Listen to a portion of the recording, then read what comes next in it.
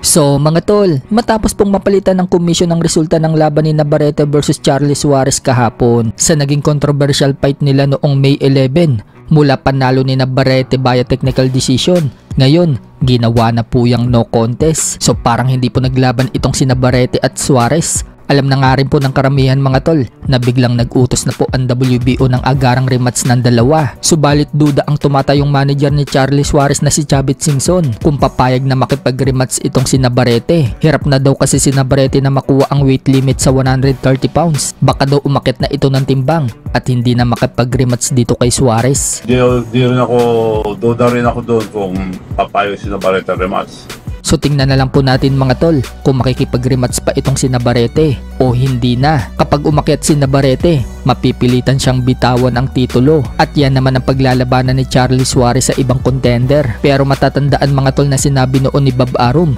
tuloy pa rin daw ang rematch at kung ang problema ay timbang ni Navarrete, sila na daw mismo ang kukuha ng nutritionist para dito kay Navarrete. Samantala, magandang balita naman po para kay Charlie Suarez sapagkat pasok na po siya sa ranking ng Ring Magazine sa junior lightweight. Inilagay po sa number 8 spot si Suarez sa ranking. Magandang balita yan mga tol dahil isa yan sa pinapangarap ng mga boksingero ang makapasok sa ranking ng Ring Magazine at mapalaban sa titulo ng Ring Magazine. Sa kabilang banda naman mga tol, matapos po nating maibalita na sinabi ng asawa ni Donaire na si Rachel Donaire na tatalunin lang umano ni Nonito itong si Casimero kapag nagkaharap sila. Wala daw kasing gastang si Casimero at tanging lakas lang daw ng suntok ang meron ito kapag binaks din daw itong si Casimero hanggang matapos ang round. Nang hindi nakakatama si Casimero, hindi daw mananalo itong si Casimero. So bumuelta nga po dyan si Casimero mga tol. Nagpost ito sa FB niya ng picture ng laban nila ni Guillermo Rigondo at picture ng laban ni Nonito Donaire Jr.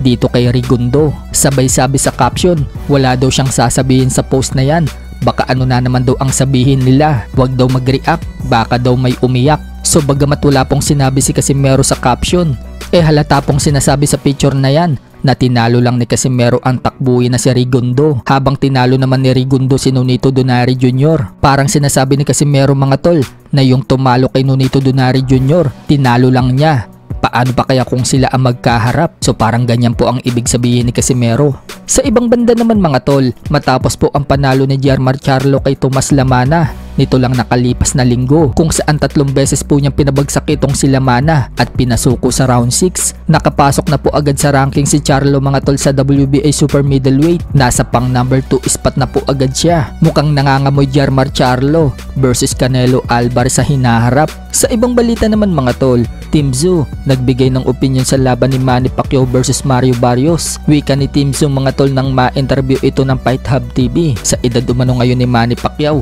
sa tingin niya, hindi daw tatalunin ni Manny Pacquiao ang kabataan na si Barrios. Mabangis daw na animal itong si Barrios. Iba daw ang kabataan. Kaya para sa kanya mga tol, hindi daw tatalunin ni Manny Pacquiao itong si Barrios. Naka-sparring umano niya si Manny Pacquiao taong 2019 noong naghahanda si Manny Pacquiao kay Kid Thurman. Edad 40 nga noon si Manny Pacquiao mga tol.